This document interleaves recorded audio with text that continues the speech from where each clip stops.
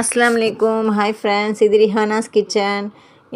எனக்கு வந்து சண்டேனால இன்றைக்கி வந்து லீவு. எனக்கு நிறைய ஆர்டர் வந்துருந்துச்சு. ஆர்டர்லாம் என் ஹஸ்பண்ட் பேக் பண்ண சொல்லிவிட்டு நான் சமையல் வேலை ஆரம்பிச்சிட்டேன்.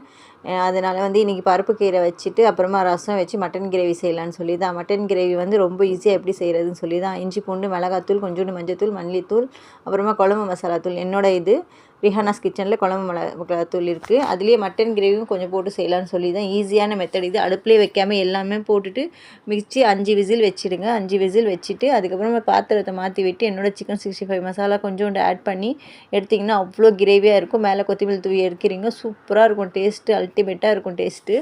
நீங்கள் இது சாப்பாடுக்கு மட்டும் இல்லாமல் தோசைக்கு, இட்லிக்கு, பூரிக்கு, பரோட்டாக்கு, சப்பாத்திக்கு எல்லாத்துமே வச்சு சாப்பிட்லாம். இதில் மட்டனில் இல்லை, சிக்கன்லேயும் கூட இந்த மாதிரி கிரேவி செய்யலாம். நண்டில் கூட செய்யலாம், இறாலில் கூட செய்யலாம். நீங்கள் எல்லாத்துலேயும் செய்யலாம் இந்த கிரேவி. இந்த மசாலாலாம் வேணும்னா ஸ்க்ரீன் தெரியுமா கான்டாக்ட் பண்ணி ஆர்டர் ப்ளேஸ் பண்ணிக்கிங்க. அஸ்ஸலாமு அலைக்கும்.